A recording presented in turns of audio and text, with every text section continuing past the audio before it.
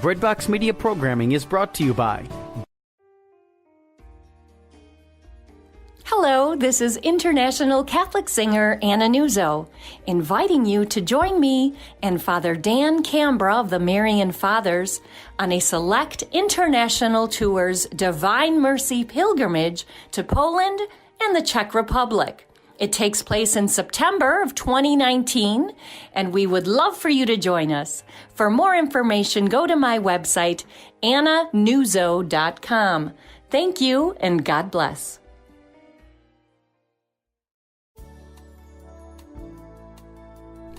Looking for the perfect First Communion, Confirmation, or RCIA gift? Consider a beautiful, heirloom quality, made-in-Italy rosary from Ghirelli. A Ghirelli rosary will be prayed with and cherished forever, guaranteed. Shop Ghirelli today. That's GHIRELLI.com. Introducing the redesigned CatholicSingles.com, featuring new ways that put the spotlight on the person and their faith, not just a profile picture. For the past 20 years, faithful Catholics have used CatholicSingles.com, and the reimagined CatholicSingles.com website is ready to help single Catholics take the next step in sharing meaningful relationships with other faithful Catholics. Remember, CatholicSingles.com for faith, fellowship, and love.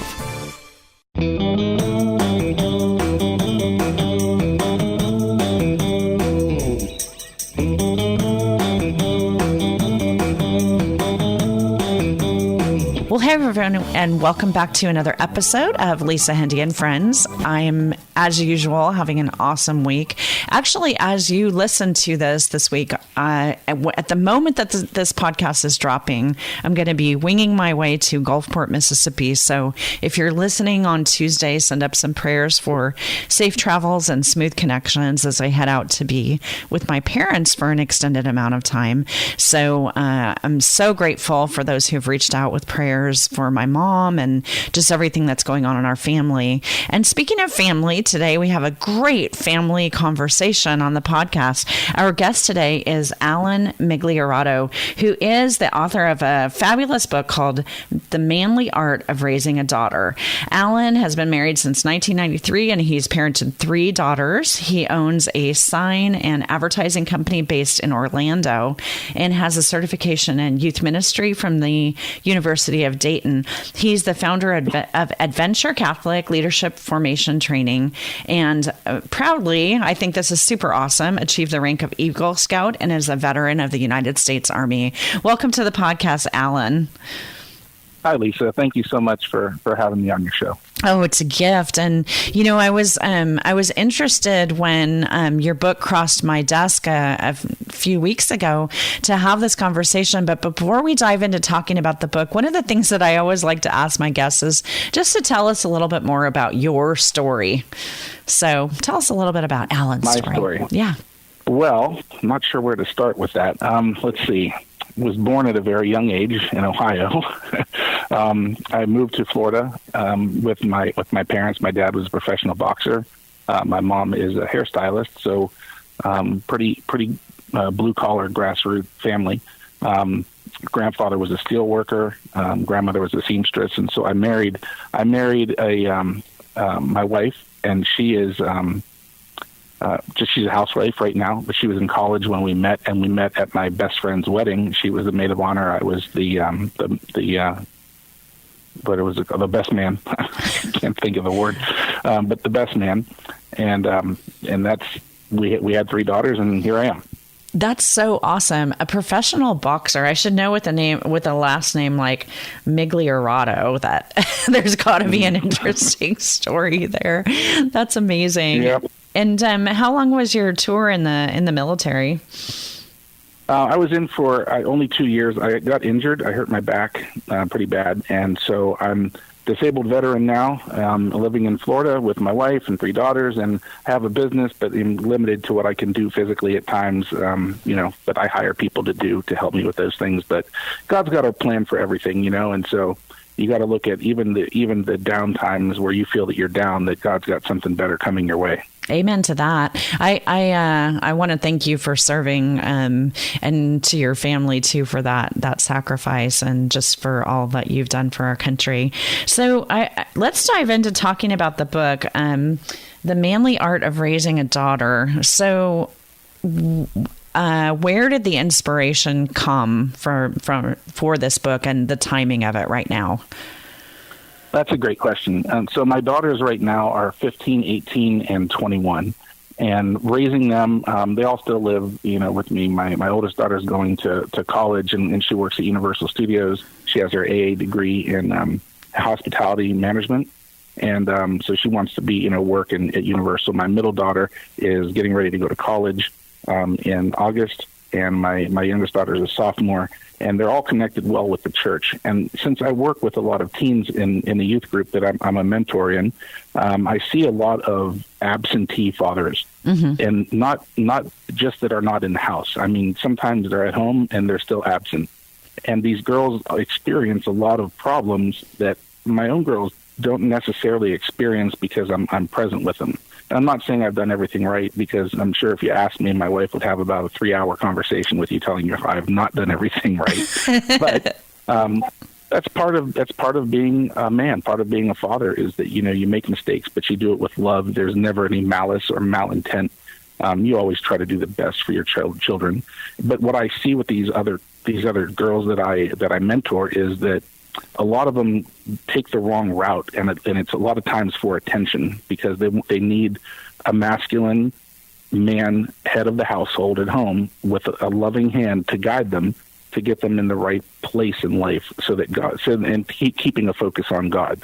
And they're missing that. These girls that I mentor are missing that, and so they get into all these things, these bad relationships, these horrible events happen to them because they're trying to get attention. And I know a lot of men that I considered friends at one point, and that I've had to distance myself from, and try to lead by example, because they don't listen to the words, that they cheat on their wives. They have girlfriends on the side. They never talk to their children. It breaks my heart. I mean, it's one of those things where I'm probably as masculine as you can probably imagine. There's not really anything feminine about my persona. And when I see a man that thinks it means to be a man because they have, they're doing things they shouldn't be doing. So when I see men that are doing things that are causing their daughters to take the wrong route, to look for attention elsewhere, I think men need this book, because they need to know how to raise their families with a focus on God, and doing so with the masculinity that God gave them from birth, without being afraid to do so. Yeah, this is, it's interesting. Well, let me tell you, first of all, I'm a self-proclaimed daddy's girl. I'm 55. I'll be 56 in June. And I still, the man who has had the most influence on my life, aside from Jesus, who is God and man, is my dad. Certainly my husband is my best friend and my go-to confidant and everything. But, I'm so blessed that I was raised by a man who took his vocation to fatherhood so seriously. And so when I was reading your book, I'm the mother of 2 sons. And I was kind of putting myself back to, my childhood as my dad's daughter, and seeing it through the prism of that, and understanding, how his influence on me has had so much of an impact on the woman that I am. So I'm kind of curious about if you had any trepidation at all in today's kind of, I don't want to talk about politics, but in the climate that we live in, where, the Me Too thing has been so visual, and so many kind of challenges in some of our gender relationships. If this was something that you ever thought, wow, am I really going to put a book out with this title? Is this going to cause problems? Or did you just feel completely confident that this was the right thing to do? As far as like being a man for my family, is that what you're? Well, I guess if I were a man in today's world and I were so bold as to come out with a book with the title "The Manly Art of Raising a Daughter," I'm reacting to the title, which I know maybe you didn't craft, but as a woman and having seen the inside of the book, I think it's absolutely wonderful. But I think that there could also be some people out there, and even men among them, who now think, maybe this is a topic that we don't need to take on. And I'm not saying that from a personal perspective. I'm just saying in today's world, it can be a challenging thing to talk about the differences between men and women. Sure. I see what you're asking. I'm sorry. No, I never get offended, honestly, at just about, I can't think of anything that would really offend me. A lot of times it's just misunderstandings where, and Pope Francis runs into this, where Pope Francis will make a statement and people take it the wrong way.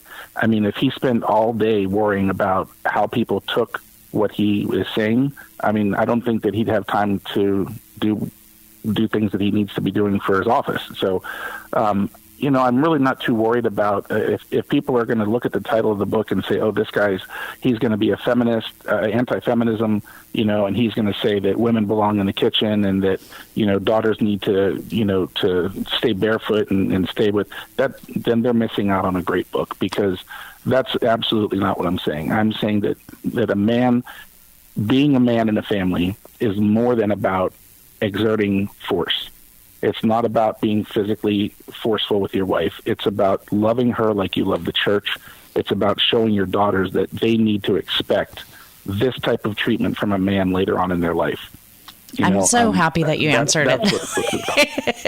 That is exactly what I got when I was reading the book, and so I'm glad that that you were able to express it in that fashion. And I love the analogy to the kind of hits that Pope Francis takes sometimes. So the other thing that I wanted to ask about before diving into kind of the guts of the book is I have written books on being a Catholic mother, and I know you kind of expressed this a little bit when we were talking earlier. I know for me, when I wrote my first book, The Handbook for Catholic Moms, that I wanted to put a big red letters on the cover. I do not think I am the perfect mom. I'm trying to learn my way as I go through this, and so I'm wondering about for you in your relationship with your wife and daughters. It's a pretty personal book, and you share, a lot of your family stories. So what kind of buy-in did you get from your family before you set off to publish the book?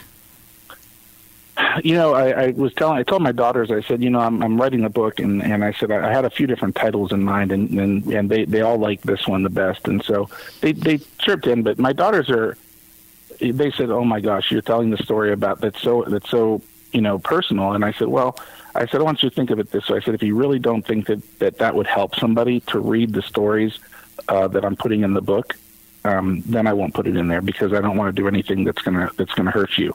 I said, but I want you to think about this and pray about it, because there's some personal stories, as you said in the book, and I don't go into expressive detail and long drawn out stories, but there are personal things that I talk about my daughters and my relationship, where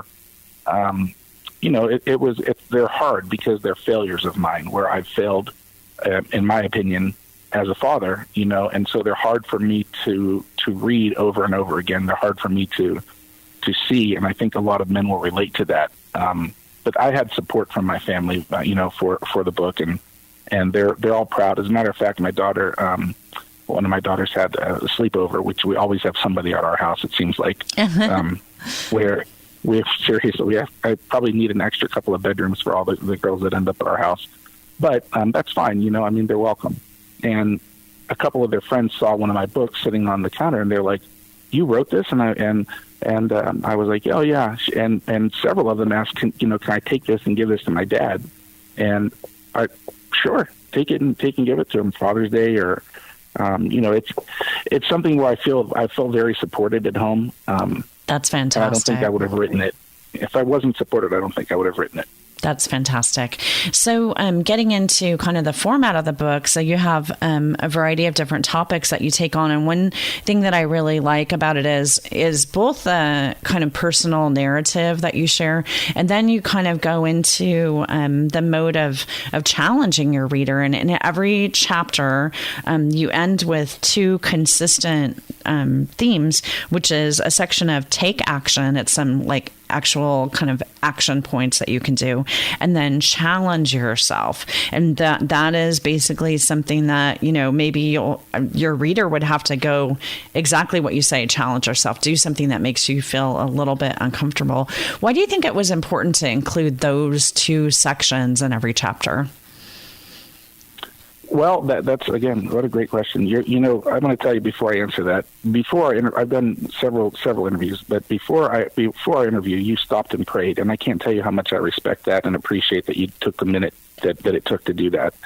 Nobody else has done that when we've done interviews, and I really appreciate you doing that, because thank you. It invites God into our conversation, and I think your listeners need to know that you're doing right, and you have a great mission there. So other than that, I think it's important to challenge yourself as a man, because a lot of times we see wrong, and not obviously when I say as a man, there are families where the man is just not present, for whatever reason, and the woman is raising her daughters or her son by herself. There's horrible situations that happen that beyond your control at times.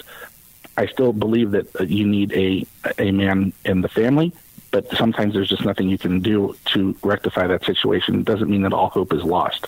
Get your daughters involved in good youth groups and with good mentors that can fill that role and help. But I think it's important to challenge yourself as a man, because a lot of times we just sit and look at an injustice happening, but we don't take action. We don't speak up. We're afraid to do the wrong thing, and I would rather do the wrong thing a dozen times than do nothing. So I think it's so important for us as men that are going to lead our families toward God to take action. We can tell you a story all day, but when I'm experiencing something, it's very different than just reading a book or hearing a homily. Get out in the world and experience God's love, and show your daughter that that I'm uncomfortable. That's where growth happens, is when you're uncomfortable, and I'm doing things to better my family. But pride gets in the way so many times. Yeah, that's really significant. And I think what it transforms this book into is something that it's not going to be something that you sit and read once and then put on your bookshelf. It really will, if you use it in the way that's intended, become sort of a manual for you to kind of work through and work not only on your relationship with yourself, but more importantly on your relationship with God, which is where you start in chapter 1 with the chapter entitled Introduce Her to God. And I mean, it kind of makes sense that you would start there, but say a little bit about what that particular chapter meant to you to write. So I put that, the Introduce Her to God is chapter 1 for a very specific purpose, because if you read every other chapter and you're doing everything else right, and you don't have a focus on God, then it doesn't matter what you do. So you have to keep that focus on God, because naturally things will fall into place. If you're talking to her about dressing modestly, or the type of boys to avoid, or the type of boys that she should be, that she should be interested in, and the reason that these boys are interested in her, without that focus on God, there's no foundation, there's no cornerstone, so to speak, for that. For the building block, so above it. So you have to have a focus on God, and that is the most important thing in my life and in my family's life. I can't tell you how many. My oldest daughter stopped working at a job because they told her she wasn't going to get a raise if she wasn't able to put in at least 1 or 2 Sundays a month. And she said, "Okay, well then this is not the place for me, because my church is important to me, and that's my family day." Mm-hmm. So that's an important tool to teach, our daughters at a young age is, look, it's Sunday. This is the Lord's day. This is your day of rest. Even God took a day to rest. So you need to get to church, and there's no ifs, ands, or buts. We're not going to whine. We're going to get in the car, And I can't remember the last time I've really been blessed that, that my family has said, we just don't feel like going to church. I don't ever remember that happening, because at a young age, I instilled in them with my wife that this is what we do. We're going to church, and get in the car. And, if you have a soccer game or something like that, well, either it falls into where we can go to church after or before, or if my daughter, my middle daughter, when she played basketball, was on, in tournaments all over the U.S., and we would go to church on Sundays. And there was times where we didn't go to the game, even in a different state on a Sunday, because we were going to church. And that is an opportunity for other families to see yours and think, okay, they're really standing by what they say. So that's a great place to start. Some of the other, I wish I could go through every chapter, but I can't. Some of them really stuck out to me. You mentioned the one on modesty, and I just kind of giggled at your story that you shared about going shopping with your daughter for her first school clothes when she was going to public school. Just say a couple words about, how dads can mentor their daughters with respect to modesty. Oh, sure. There's so many dads that I see, walking around and they'll be checking out a girl that's half dressed, walking through the mall with their daughter, and their heads are getting whiplash because they're looking at a girl with things hanging out that shouldn't be hanging out, and and their daughters see that, and so if that attracts my dad, who I look up to, then maybe that's what attracts other men as well, and boys my age or a man my age. I remember when I was young, this is what my dad looked at, and so this is what I'm going to dress like. And of course, this isn't a conscious thought. This is a very subconscious thought. But they tend to follow. Girls tend to follow what their father likes, and so you've got to be so careful. It's such a big job being a dad, If you're telling your daughter to dress modestly and you're going in the other room and you're looking at porn, or if you're going to a strip club that night and out with the guys, that's the kind of guy that she's going to expect in her life someday. Mm-hmm. So however you treat your wife, your daughter is going to look for a man that treats her exactly the same way. Can I tell you something that my dad used to do when we were little? So we went to Catholic school, and we didn't have a large clothing budget for extra clothes. We had our uniforms, and every once in a while there would be an occasion that we would get a special dress for, like, for example, Easter. We're coming up to Easter. And so my dad, this was so wonderful.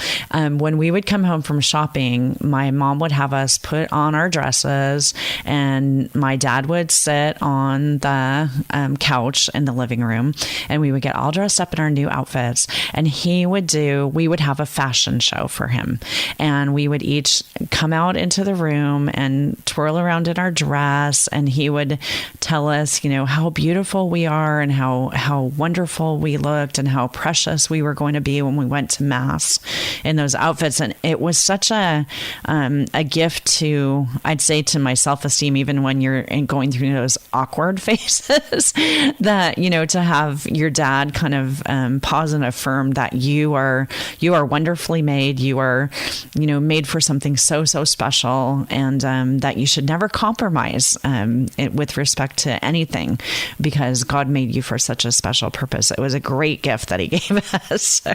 Lisa, you just described last weekend at my house. I mean, we do the exact same thing. And I hadn't gone shopping. They went shopping together on Friday. My two younger daughters, my middle daughter, my younger daughter, and my wife. And they bought a dress on a sale rack that was kind of questionable. Mm-hmm. And so they came out, and my daughter said, "I have one more dress I want you to see." So she went, and I do the same thing. "Oh, you look very pretty. That's very nice. It looks nice with your hair, with your eyes." And I never lie to them if it's something that I and they know. Don't ask me if you don't want to hear the truth. So if it looks great, I tell them, that looks great. If it does not, and I'll say, is that the style that you wanted, or is that, I'm not sure if I like the way that fits. I said, but if you're comfortable in it, that's different. But there was one dress that almost had, it wasn't a bikini top, but it had like a tie in the front where it had a very, like a 2-inch circle, like right in the center of the chest, below a part that was open, so you could see like the skin, or if she had a bra there, you could see the bra strap. So my youngest daughter came out with this dress on, And out of the corner of my eye, I see my wife and my middle daughter just kind of smirking. Like, I don't know if they bought it as kind of like an April Fool's kind of thing, or but it wasn't something that they would normally have bought. And my youngest daughter, she goes, "What do you think about this? I'm thinking I'm going to wear this to school on Monday." And I said, well, if that's the image you want to give out, I said, that's a little surprising. And she goes, "No, I'm just joking, Dad." She's like, I'm going to sew this different, piece of fabric in here to make it different. And I said, "No, I mean, if that's the image." She goes, "Dad, that's not how I am. I'm not going to do that." She goes, "But I know a lot of girls that would wear this to school." And I said, "Well, luckily, you're not a lot of girls. You're just one in your mind." That's precious. Well, so another chapter that really got my attention was the chapter on dating. And you describe kind of the role that a father can play. And it's interesting that some of the things that you say in that chapter, with respect to kind of things to teach your daughter about her relationship with men, and you call it kind of warning signs about people to avoid. So say a little bit about this and why it's so significant that dads at least pay attention to who their daughters are seeing on dates. So when you were young and dating, I'm sure that anybody that was flattering and who was attractive, those guys gained the gold stars, right? Oh yeah. But those are the ones that you're like, "Oh, Dad, this guy's he's in theater at school. He's got the role in all the plays, or he's the smartest guy in school, or he's the best athlete in school." Those things, obviously, those are going to be some of the attraction points where these are the guys that are up front, where you can see them easier. So anytime that you have flattery coming toward you, just take it with a grain of salt, because it doesn't mean it's not true. If somebody says you're beautiful, you are beautiful. But what is he looking at that's beautiful? And you don't have to give every guy the third degree. Just be aware of, this guy thinks I'm beautiful. Oh, that's so nice. He thinks I'm beautiful. Okay? And if all he ever tells you is you're pretty, what else is there? So right. What about my brain or my heart? What about your brain? Yeah. What about your soul? Does he go to church? So it's funny to hear, because my daughters will all look for.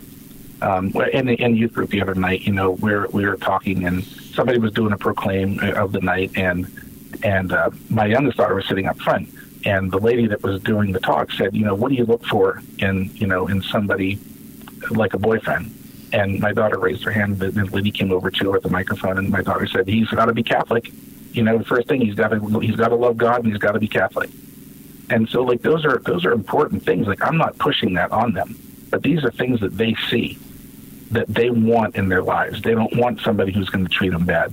Now, my middle daughter, I'll tell you a quick story. My middle daughter did have a boyfriend for about maybe 2 months, 3 weeks. It was about 3 weeks where they were kind of interested before that, and then not after, but totally about 3 weeks, who was a self-proclaimed atheist, right? Mm-hmm. And so I said, "Well, it's interesting." She goes, "You don't like him, do you?" And I said, "Well, no." I said, "I'm not going to lie, because you've asked me a question, and no, I don't." And she said, "Okay, well, more importantly, why don't you like him? Is it because he's an atheist?" I said, "No." I said, "Andrea," I said, "a lot of people are confused. A lot of people are confused." I said, "What I don't like about this particular boy," I said, "is every time that he comes over to our house, he doesn't look me in the eye and doesn't say hi to me." And she was surprised that was the one thing that she thought, no matter what, this kid's an atheist, I'm not going to like him. I said, "No." I said, "I don't like that, that about him, of course." I said, "But, you're there, and you're probably dating this boy for what reason?" And she goes, "Well, I think if he just got to know God, that would be something that I could be the one to bring him to God." And I said, "Well, do you feel that you need to date him to do that?"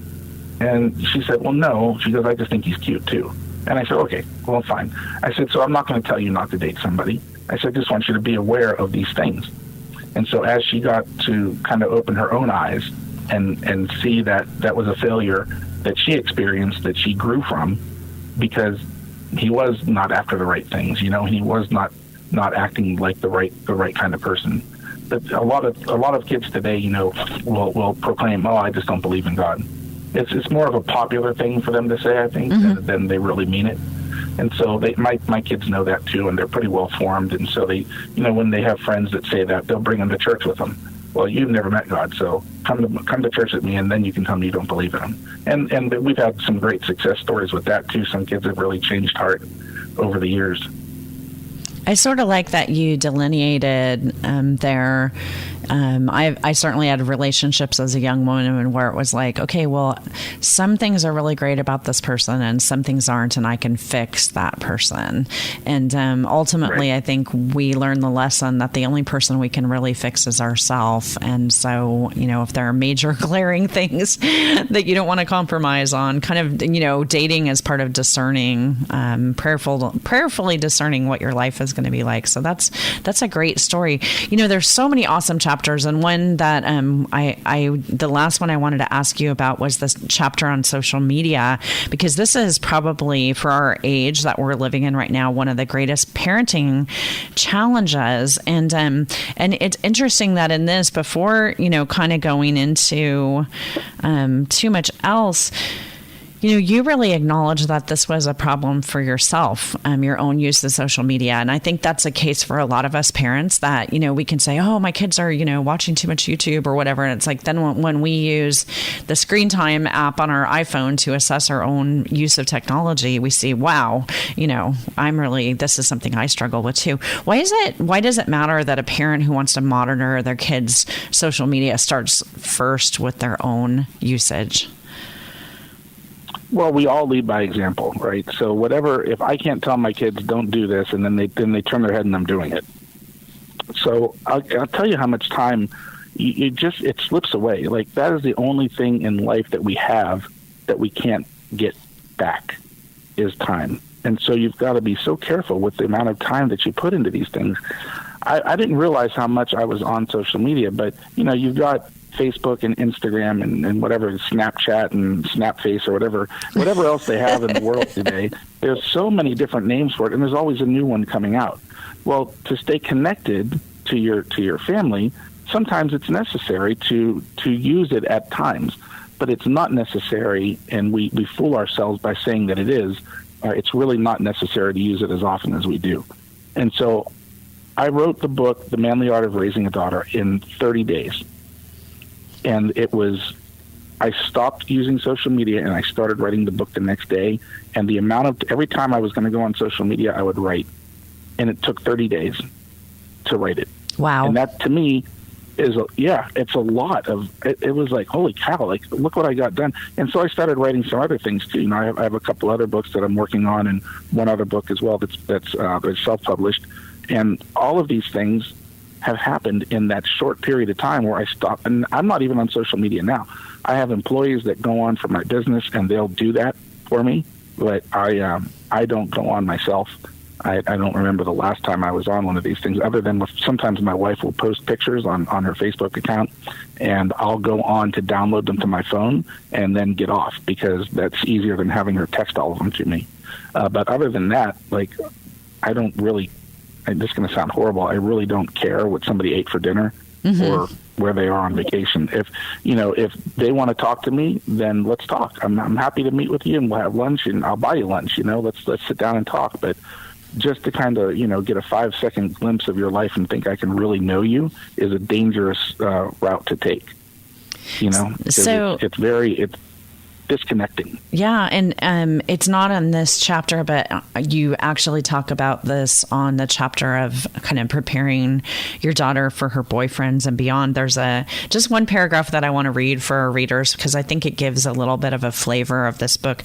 You say, when it comes to spending time with your daughter, the most important bit of advice I can offer is to put your phone down. Be present to your daughter. The time you spend with her now is important to her. She needs to know that you are interested in her and in her life.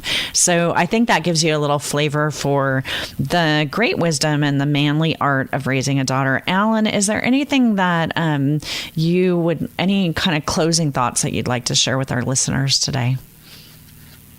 I really don't have anything other that we haven't talked about. I want you to know that I really appreciate the person you are. I've read some of the things that you've written as well, and I really appreciate you taking the time to speak with me about my book. It's an honor to be on your show. Oh, well, thank you so much. So the book, again, is The Manly Art of Raising a Daughter. We'll have links in our show notes to purchase this through Sophia Institute Press. They put out so many great resources, and you won't be able to connect with Alan Migliorato on social media, but I'll make sure that you have all the information that you need about his ministry and this great book, The Manly Art of Raising a Daughter. Alan, please say thank you to your wife and your daughters for sharing you with us today, and may God really bless the work that you're doing out there. Well, thank you. I appreciate it. So, friends, that's it for this week's episode of Lisa, Hendey and Friends. We are going to actually take a little break next week. I'm taking Holy Week and Easter week off, so we'll be back with a podcast that I know you're really going to be interested in the following week, but you'll have a week off from this episode, and it's a week that we should all be just kind of preparing for the beauty of the Easter and getting our hearts ready for Holy Week and everything. And so just enjoy the quiet and turn everything off and just be with Jesus next week. That's the best advice I can give. So as usual, I want to thank everybody for your feedback. And just if you like the show, go ahead and share it with somebody. That's a great gift. And be sure to say thank you to my friends over at Breadbox Media, who are one of the main reasons that I'm able to do the podcast each week. And just keep me in your prayers if you would, especially for my mom and dad, Ann and Pat. Until next week, have an awesome week, friends. Bye-bye.